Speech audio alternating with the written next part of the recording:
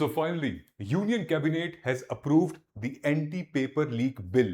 ये काम जो कि बहुत पहले हो जाना चाहिए था, अब जाकर ये हो रहा है और इसमें सारा का सारा श्रेय आपको जाता है। Students deserve this win. पिछले 2-3 महीने से जिस जंग में जिस लड़ाई को हम लड़ रहे थे, ये जीत का पहला परिणाम है और आपको ढेर सारी शुभकामनाएं। सो इस वीडियो को एंड तक देखिएगा। जिस लड़ाई को आप लड़ रहे थे, तो ये जीत हासिल हुई है। देखते हैं कि आखिर एंटी पेपर लीक बिल में क्या क्या प्रोविजंस ऐड किए गए हैं, पनिशमेंट को कितना ज्यादा और स्ट्रिक्ट कर दिया है, स्ट्रिंजेंट कर दिया है, वो देखते हैं साइमल्टेनियसली कि अगर आपने 2.5-3 महीने से इतना प्रोटेस्ट कर रहे थे, तो आपको ये जानने का अधिकार है कि एंटी पेपर लीक बिल में क्या क्या बातें कही गई हैं। तो इस वीडियो के माध्यम से मैं आपको अब बताने वाला हूं। सबसे पहले जो एंटी पेपर लीक बिल है, उसको जो यूनियन कैबिनेट ने अप्रूव किया है, कौन कौन से यूनियन कैबिनेट इसमें इन्वॉल्व है? Ministry of personnel and grievances, फिर ministry of law and justice, फिर इंटर मिनिस्टेरियल है। ये लोग इन्वॉल्व हैं, यही लोग ड्राफ्ट किए हैं, यही लोग इसके नॉमेनक्लेचर, यही लोगों ने अप्रूव किया हुआ है। अब इस पर लोकसभा राज्यसभा अब बहस करेगी, उसके बाद ये बिल जाएगा प्रेसिडेंट के पास और फिर ये एक अधिनियम और अमेंडमेंट बन जाएगा। ओके, लेकिन सवाल ये है कि हमारे पास 2024 में ऑलरेडी एक बिल था, तो इस बिल की क्यों जरूरत पड़ी थी? ध्यान से देखते हैं। इसलिए जरूरत पड़ी थी क्योंकि बार बार पेपर लीक हो रहे थे, बार बार एग्जामिनेशन कैंसिल हो रहे थे और री एग्जामिनेशन हो रहा था, जिसकी वजह से स्टूडेंट्स का एग्जाम पर ट्रस्ट और सिस्टम पर ट्रस्ट टूटते जा रहा था। रिक्रूटमेंट में डीले हो रहे थे, एडमिशंस में डीले हो रहे थे। धीरे धीरे जो ऑर्गेनाइज्ड गैंग्स हैं, जिनको हम माफिया कह रहे हैं, उनका लेवल बढ़ रहा था। उनके ऊपर कोई स्ट्रिंजेंट लॉ नहीं था और स्टूडेंट्स के ऊपर फाइनेंशियल प्रेशर, स्ट्रेस हो रहा था, करियर की चिंता हो रही थी। तो इस वजह से नेशन वाइड प्रोटेस्ट हुआ, जिसको हम कॉकरोच जनता पार्टी के साथ एसोसिएट करते हैं। और फिर फाइनली जो डिमांड उन लोगों की थी कि सख्त सख्त सजा दी जाए उनको जो लोग पेपर लीक में इन्वॉल्व थे, इसलिए कैबिनेट ने इसको अप्रूव किया है। आइए देखते हैं इस फेज को। यह है हमारा एग्जिस्टिंग लॉ जो कि 2024 में आया था, public examination prevention of unfair means act 2024। ध्यान से देखिएगा, ये आपके जीएस पेपर 2 के लिए बहुत इंपॉर्टेंट है। इनफैक्ट प्रीलिम्स में भी इसके कुछ पार्ट से क्वेश्चंस आ सकते हैं। ओके, ध्यान से देखिएगा।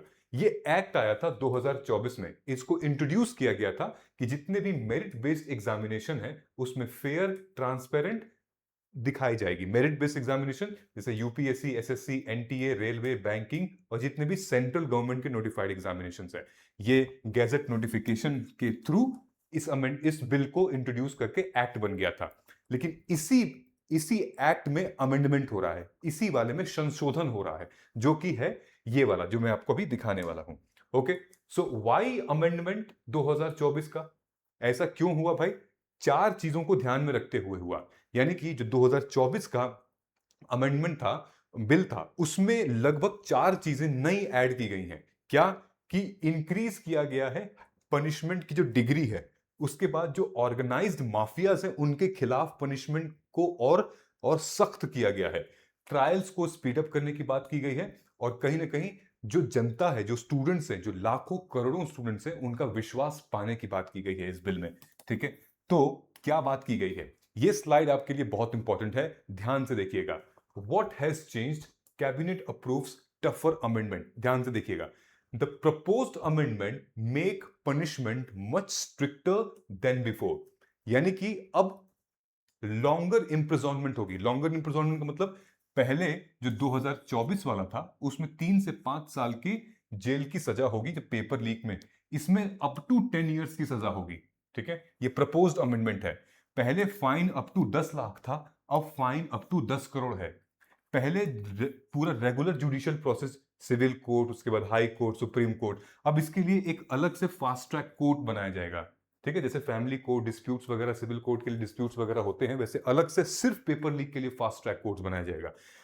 एग्जिस्टिंग पेनल्टीज जो थी वो अब और स्ट्रॉन्गर कर दी गई हैं ऑर्गेनाइज्ड क्राइम के लिए। ध्यान से रखिएगा, यहां पर बार बार शब्द यूज हो रहा है organised crime, organised crime, which means ये पूरी की पूरी जो चेन होती है, उस चेन को ब्रेक करने के लिए ये गवर्नमेंट ने इस स्ट्रिंजेंट लॉ को इंट्रोड्यूस किया गया है। ठीक है, फास्टर इन्वेस्टिगेशन होगी और स्ट्रॉन्गर एक्शन होगा ऑर्गेनाइज्ड पेपर लीक के नेटवर्क वालों के साथ।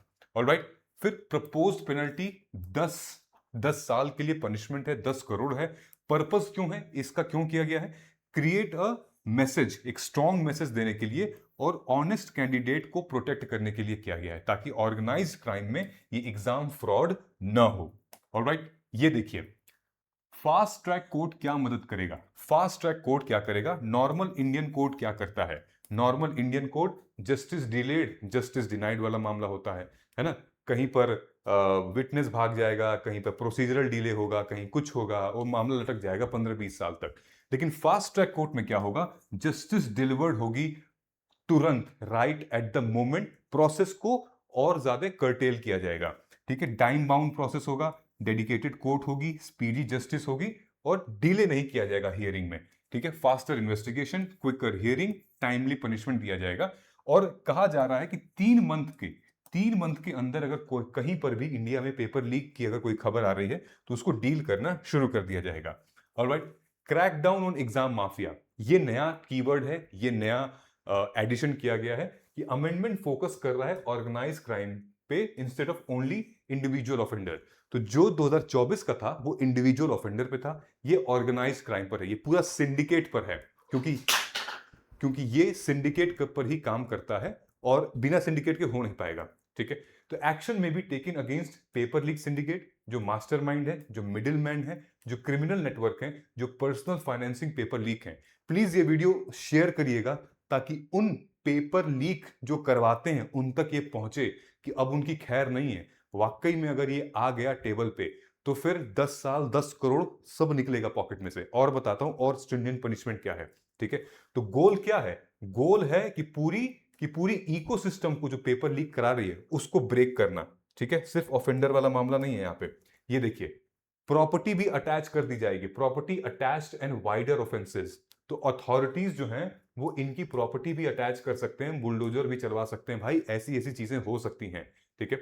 वाइडर कवरेज क्या क्या आएगा? लॉ कवर्स व्हाट, ध्यान से सुनिएगा, law covers what? Paper leak. Paper leak से पीछे बड़ी सारी चीजें होती हैं, जैसे unauthorised access of question paper, exam के सिस्टम को हैक कर लिया, टैंपरिंग कर लिया एग्जामिनेशन के प्रोसेस को ही, कैंडिडेट का इंपर्सोनिफिकेशन, क्यूआर चेंज कर दिया, तो पेपर चेंज कर दिया, कुछ भी चेंज कर दिया। कॉन्स्पिरेसी बाय इंस्टीट्यूशन और कोचिंग सेंटर, ये भी इंक्लूड है, कोचिंग वाले भी हैं और खुद इंस्टीट्यूशन भी है, जिस कॉलेज में, जिस यूनिवर्सिटी में, जिस स्कूल में हो रहा है। असिस्टिंग ऑर्गेनाइज एग्जाम फ्रॉड, जो लोग भी असिस्ट कर रहे हैं इस एग्जामिनेशन को फ्रॉड में बदलने के लिए, पेपर लीक करवाने के लिए, उसको छोड़ा नहीं जाएगा और उनकी प्रॉपर्टी भी अटैच कर ली जाएगी, ठीक है? Existing important provisions continued under the act, कुछ इंपॉर्टेंट प्रोविजंस हैं जो कि 2024 वाले हैं वो कंटिन्यू रहेंगे। कौन कौन से होंगे? जैसे कि कॉग्निजेबल ऑफेंस में ये आएगा, ये नॉन बेलेबल में आएगा, डीएसपी रैंक का ऑफिशियल या उससे ऊपर इन्वेस्टिगेट करेगा, एक्शन लेगा अगर इंस्टीट्यूट भी इन्वॉल्व होगा कोई तो, या कोचिंग भी इन्वॉल्व होगी तो, ठीक है? Recovery of examination cost from the guilt agency, 10 crore जाएंगे और भी पैसे जाएंगे। Debarment of defaulting service provider, debarred कर दिया जाएगा भाई उनको, ठीक है? अभी हमने ये देखा है रिसेंटली गवर्नमेंट ने भाई क्रैकडाउन करना शुरू कर दिया है, 47 नेशनल टेस्टिंग एजेंसी ऑफिशियल्स को सैक कर दिया है, विच मींस कि कुल मिला के 27 एनटीए में जो ऑफिसर्स थे उनको मतलब डिसमिस कर दिया एक तरीके से, मतलब टर्मिनेट कर दिया। यहाँ पे दिया ना 47 officials, terminated service of 47 officials, ठीक है? टर्मिनेट ही कर दिया है। अच्छा, सुनने में ये आता है कि जिस तरीके से एनटीए काम करती है, एनटीए में जितने ऑफिशियल्स हैं लगभग ये लगा लीजिए कि 27 या 28 ऑफिसर्स हैं। सबसे ज्यादा एनटीए क्या करती है? कॉन्ट्रैक्टर्स के भरोसे जिंदा रहती है, इसीलिए यहां पर पेपर लीक होता है। तो एनटीए जब कॉन्ट्रैक्टर के भरोसे जिंदा रहेगी, पेपर को ऑर्गेनाइज कराएगी, तो पेपर लीक तो होगा ही। तो आपको कॉन्ट्रैक्टर, ह्यूमन का इंटरवेंशन कम करना है, कॉन्ट्रैक्टर्स को कम करना है, जिसकी वजह से आपका पेपर लीक बच सकता है। तो क्योंकि कॉन्ट्रैक्टर तो आपको पता ही है कि वो किसी के होते नहीं है जल्दी जल्दी, अब तो भाई पेपर लीक तो लीक, ठीक है? तो किसको पकड़ोगे आप? तो ये चीज कम करनी है और एनटीए ने 47 ऑफिसर्स को टर्मिनेट कर दिया। ये एक बहुत बड़ा डिसीजन है, ठीक है? सो ये क्यों कर रहे हैं? To strengthen the legal framework, और जो खोया हुआ विश्वास है जो कि स्टूडेंट्स ने खो दिया था सरकार के ऊपर, सिस्टम के ऊपर, वो रीगेन हो, वो वापस आ सके ऐसे सिचुएशन में, ठीक है? सो इफ इम्प्लीमेंटेड इफेक्टिवली, अगर अच्छी तरीके से इंप्लीमेंट हो गया, तो फिर जो ऑनेस्ट स्टूडेंट हैं उनको प्रोटेक्ट करेगा, ट्रांसपेरेंसी होगी, फिर उसके बाद ऑर्गेनाइज्ड जो क्राइम पेपर लीक है वो कम होगा, देन अकाउंटेबिलिटी बढ़ेगी, मेरिट बेस्ड सिलेक्शन होगा और कॉन्फिडेंस और कॉम्पिटिटिव एग्जाम में वो निकल सकता है। ठीक है, तो अभी जो इसके डिटेल्ड है उसके बारे में भी हम लोग चर्चा करेंगे जब सोमवार को इसके पूरी जब बहस होगी लोकसभा राज्यसभा में इसको लेकर। ठीक है, क्योंकि ये हॉट मुद्दा है, ये गर्म मुद्दा है, इस पे होगी ही होगी। ठीक है, आ रही बात समझ में ना। दूसरी चीज है, अगर आप यूपीएससी सिविल सर्विसेज की तैयारी कर रहे हो, यानी कि मेंस के लिए तैयारी कर रहे हो, 2027 के लिए मेंस रेडी होना है, ये 2028 के लिए तैयारी कर रहे हो, तो नीचे व्हाट्सएप नंबर दिया हुआ है, उस पर व्हाट्सएप कर दीजिएगा, या फिर नीचे डिस्क्रिप्शन में गूगल फॉर्म दिया है फॉर 1-to-1 पर्सनल मेंटोरशिप, उसको फिल कर दीजिएगा, क्योंकि एग्जामिनेशन में गाइडेंस बहुत ज्यादा इंपॉर्टेंट होती है। और 27 तारीख से हम लोग मेंस गाइडेंस प्रोग्राम लॉन्च कर रहे हैं, एमजीपी। ये है एमजीपी प्लस 2027, जहां पर हम आपको 150 से 180 दिन में मेंस रेडी करवाते हैं with answer writing, with conceptual clarity. ठीक है, सो आई थिंक अगर आप सीरियसली प्रिपेयर कर रहे हो तो आ जाओ यूपीएससी सीएससी की प्रिपरेशन में, क्योंकि ऐसे टॉपिक्स जो अभी पेपर लीक है, ऐसे टॉपिक्स को और सिंप्लीफाई हम लोग करते हैं और एग्जाम को एग्जाम ओरिएंटेड ही रहने देते हैं, हम पीएचडी नहीं करना चाहते उसमें। ठीक है, तो नीचे गूगल फॉर्म है, उसको फिल कर सकते हैं आप, हमारी टीम आपसे कॉन्टैक्ट करेगी, आप डायरेक्टली यहां पर एनरोल कर सकते हैं हमारे वेबसाइट पर जाके, और इसमें अंदर जाके आप देख सकते हैं कोर्स के फीचर्स, आप इसमें टाइम टेबल देख सकते हैं, आप मॉडल डेमो वीडियोस देख सकते हैं and alright. So I hope कि वीडियो आपको अच्छी लगी हो, लाइक शेयर और सब्सक्राइब कर दीजिएगा। और ये बहुत बड़ी जीत है आपकी, रुकना नहीं है, गलत चीज के लिए हमेशा आवाज उठाना है। मिलते हैं अगले वीडियो में। जय हिंद, जय भारत।